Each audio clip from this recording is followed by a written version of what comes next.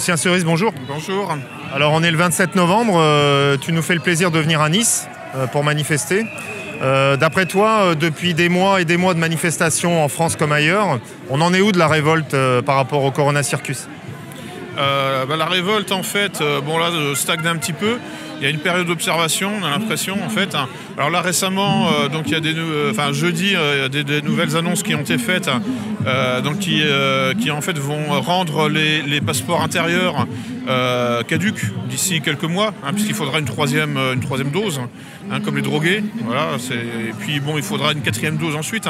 Je pense que il y a de plus en plus de gens qui comprennent. Donc en fait, on peut quand même être optimiste sur la prise de conscience, mais la prise de conscience doit avoir des résultats concrets dans le champ institutionnel.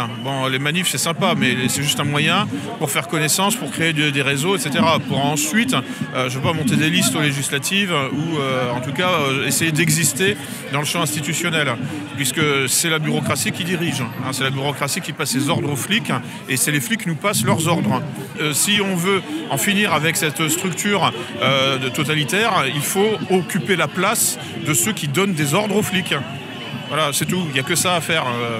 Sinon, on n'est rien, en fait, tout simplement. Et pour ce faire, toi, tu crois toujours en la démocratie, le bulletin de vote ? C'est pas le débat, en fait. Ce qu'il faut, c'est cerner le champ de bataille. Le champ de bataille, c'est la bureaucratie, c'est-à-dire en fait c'est la place du législateur qui est en position légitime pour donner des ordres aux flics. Donc c'est la place qu'il faut occuper. Donc le champ de bataille, il est là. Voilà. On peut connaître l'ennemi, savoir qui est l'ennemi, mais on peut se tromper de champ de bataille. Et ça aussi, ça fait partie des stratagèmes de l'ennemi. Donc en fait, il y a tout un travail du pouvoir pour nous orienter sur des impasses politiques plus exactement. C'est-à-dire avec de la radicalisation idéologique ou ce genre de choses. En réalité, le champ de bataille, c'est celui de l'opinion publique, c'est-à-dire c'est celui de la moyenne, c'est celui de la majorité, et la majorité n'est pas radicale. Donc ça ne sert à rien de tenir un discours qui ne sera pas entendu par la majorité et qui n'aura donc aucun poids dans l'opinion publique. Il faut adapter la narration à la majorité. Tout ça, ce sont des évidences pour un certain nombre d'écoles politiques, notamment marxistes, qui avaient déjà décrypté tout ça au XIXe siècle. Il faut une avant-garde du prolétariat, parce que le prolétariat par lui-même, il ne pense pas, etc. Mais l'avant-garde du prolétariat n'est rien sans le prolétariat aussi.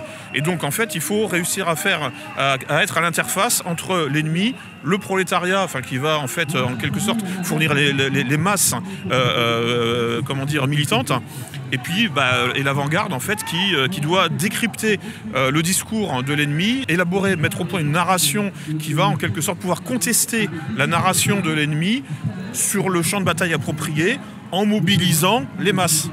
Vous voyez la complexité. En réalité, c'est pas complexe du tout. Je me répète, les marxistes ont décrypté, ont modélisé tout ça dès le 19e siècle. Après, le fait d'être obligé de rééduquer les masses, rien d'étonnant, étant donné qu'elles ont été abruties pendant des décennies. Ça commence en fait avec la révolution sexuelle des années 60. C'est-à-dire en fait quand des gens ont commencé à croire que participer à un concert de rock, c'était un geste politique, c'était fini. Donc là, en fait, on voit le gauchisme libertaire apparaître dans les années 60 et venir en quelque sorte pirater la gauche normale, la gauche marxiste, et avec, en infusant, parce que la gauche marxiste est une bonne école, malgré tout, du pouvoir, de l'exercice du pouvoir, de la prise de pouvoir. D'ailleurs, justement, les communistes, pendant des dizaines d'années, ne se sont pas trompés de champ de bataille. Ils investissaient les mairies, ils investissaient l'Assemblée nationale, etc., etc. Et ils pesaient. Du fait que, justement, les marxistes sont tombés dans le marxisme culturel, en fait, donc dans une forme dégénérée du marxisme, ils sont en train de se faire balayer complètement. Donc donc là, il y a aussi un espace à occuper. C'est un espace populaire et populiste. Les marxistes, bien que révolutionnaires, ne sont jamais tombés dans le spontanéisme révolutionnaire. Ça, c'était les Mao, les Mao Spontex. Mais c'est un mouvement folklorique. C'est débile. Le problème, c'est qu'on a vu le spontanéisme façon Mao Spontex réapparaître avec les Gilets jaunes, qui a fait baisser le niveau de la réflexion en réalité. C'est bien sympathique, mais c'est totalement stérile. Je veux dire, j'ai pas besoin de le dire, maintenant c'est acté, quoi. Donc maintenant, ce qu'il faut, c'est que la colère, effectivement, se structure de manière intelligente dans le champ institutionnel. Parce que sinon, c'est un paix dans l'eau en quelque sorte. Personne n'entend rien, quoi.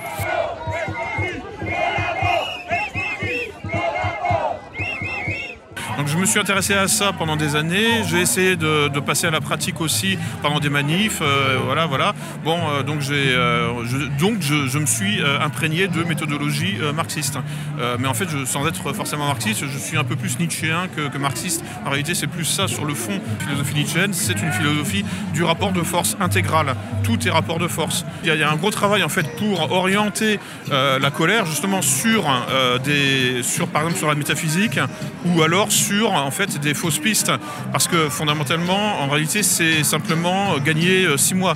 Par exemple, c'est faire du jardinage ou ce genre de choses, enfin rêver à tout ce qui est autonomie à la campagne. En réalité, bon, on est tous encerclés, en ville comme à la campagne, on est déjà encerclés par un dispositif légal, législatif, de type transhumaniste, avec la dictature sanitaire, qui de toute façon va se resserrer sur les gens, et tout le monde sera traité individuellement. Alors quand on est en ville, en fait, on peut traiter des grosses masses. À la campagne, en fait, l'habitat est un petit peu plus morcelé, enfin un peu plus parcellaire. Mais bon, fondamentalement, dans la mesure où en fait l'arsenal juridique est là, eh bien, les flics arriveront chez les gens, toqueront à la porte et diront « Monsieur, madame, veuillez nous suivre au centre de vaccination ». C'est comme ça que ça va se passer. Donc les poches de résistance seront toutes traitées individuellement, les unes après les autres, après avoir été encerclées. Donc pour toi, l'oligarchie est tranquille, tu ne la vois pas un peu fébrile par rapport au fait qu'ils soient obligés de se précipiter? On voit que quand même tout leur plan ne se passe pas tout à fait comme prévu. Oui, bien sûr, oui. Mais ça, c'est précisément parce qu'il y a une réaction sur le champ de bataille approprié, sur le bon champ de bataille. Une opération de taille mondiale, comme celle qu'on vit depuis l'an dernier, en fait, c'est un système complexe, mais d'une complexité telle qu'on ne peut pas tout anticiper. C'est pas possible. Je veux dire, les sociétés humaines n'obéissent pas à des causalités linéaires. Elles obéissent à des causalités circulaires, récursives, avec des effets de rétroaction. Qui peuvent être contradictoires, qui peuvent être, comment dire, il y a des phénomènes en fait d'hétérotélie en fait. C'est-à-dire qu'une logique poussée à son terme se retourne contre elle-même. Que c'est le cas de la manifestation par exemple. Est-ce que ça risque de se retourner contre les gens qui pensent défendre leur liberté en s'y prenant de cette manière ?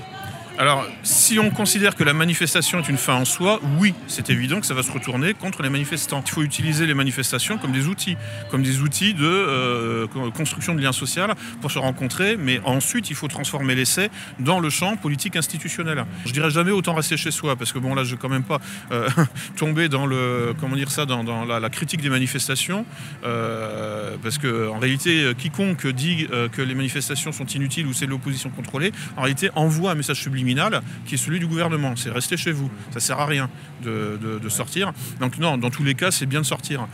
Dans la mesure où le pouvoir a quand même l'intention de nous enfermer. Enfin, je veux dire, il l'a fait, il l'a réalisé pendant 2 mois et il aimerait bien recommencer. Alors, donc il faut agir dans le champ institutionnel parce que c'est celui qui est légitime et c'est à partir de ce champ-là qu'on peut donner des ordres aux flics et arrêter de subir les ordres que les flics nous donnent. Eux-mêmes simplement porte-parole effectivement du pouvoir, mais porte-parole consentant. Donc en fait, il ne faut pas non plus les exonérer de toute responsabilité. Ils ont un libre arbitre. Ils sont capables aussi de dire non ou alors de regarder ailleurs. Voilà. Tant qu'on n'est pas au pouvoir, en fait, on subit le pouvoir. C'est tout simple. Voilà. Et il faut arrêter d'être dans les contre-pouvoirs. Parce que, en fait, se contenter d'incarner un contre-pouvoir, en réalité, c'est purement réactif. Et donc on a toujours un train de retard. Donc bon, à un moment, il faut être au pouvoir. Il faut être au pouvoir pour enfin être souverain.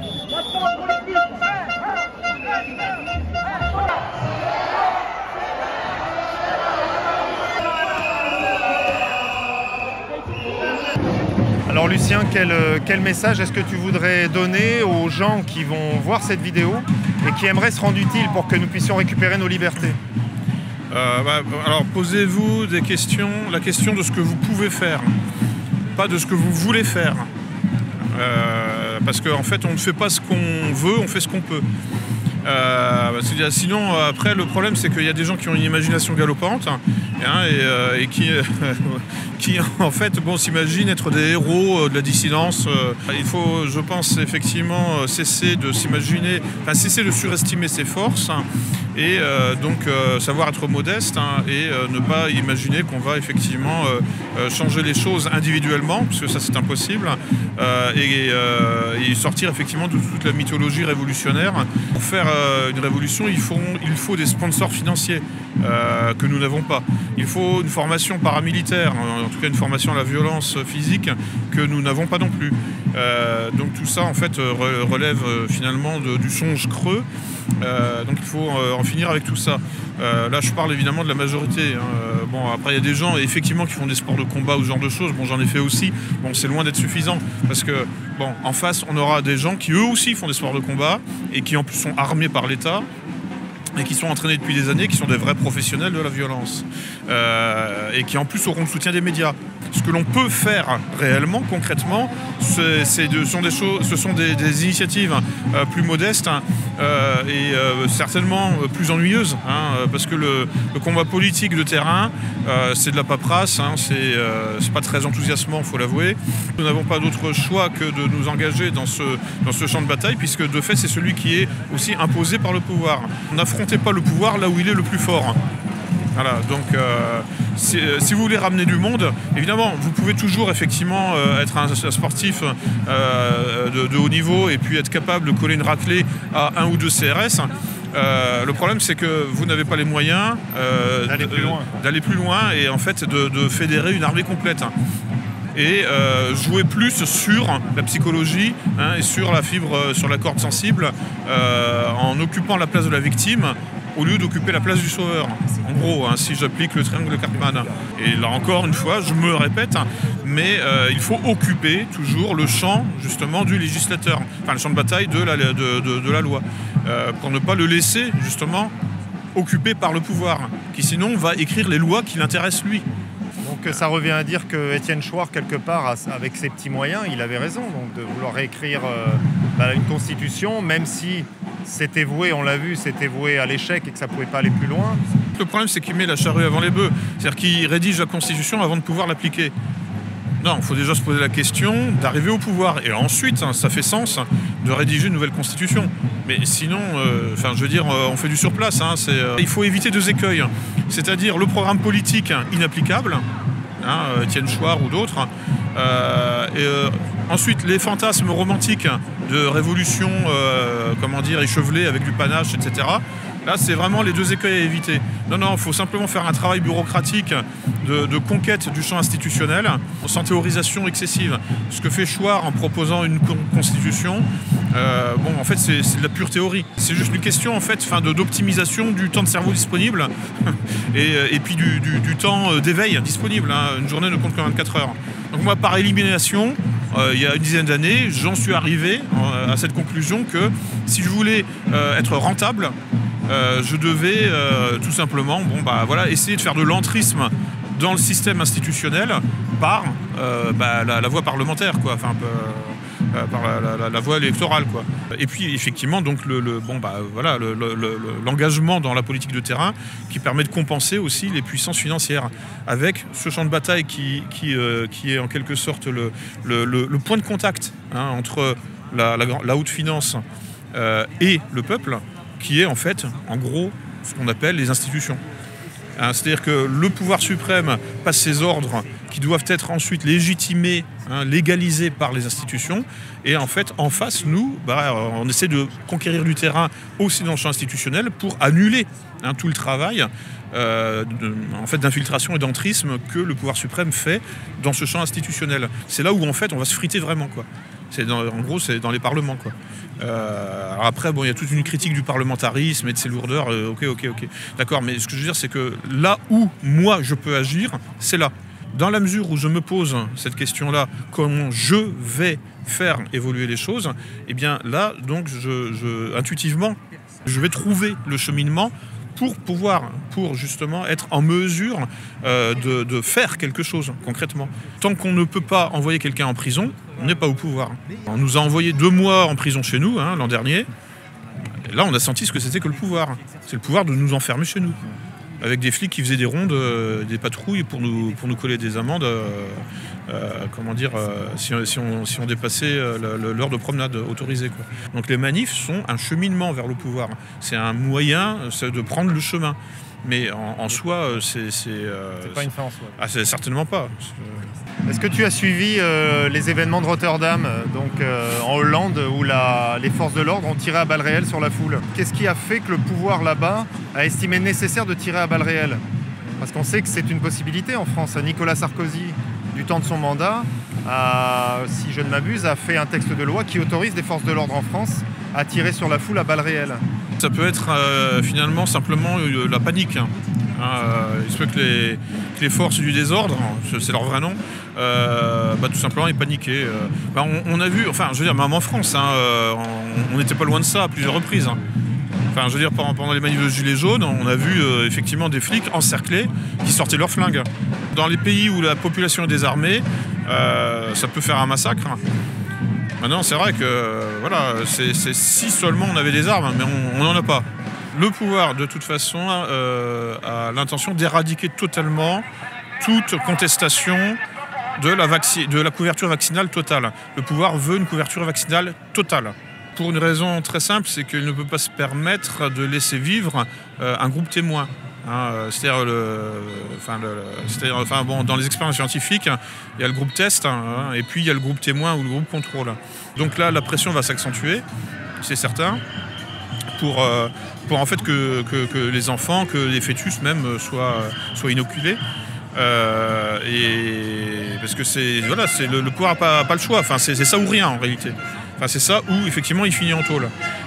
Et surtout, à la limite, que les quelques pantins soient sacrifiés et terminent en prison, c'est pas si grave que ça.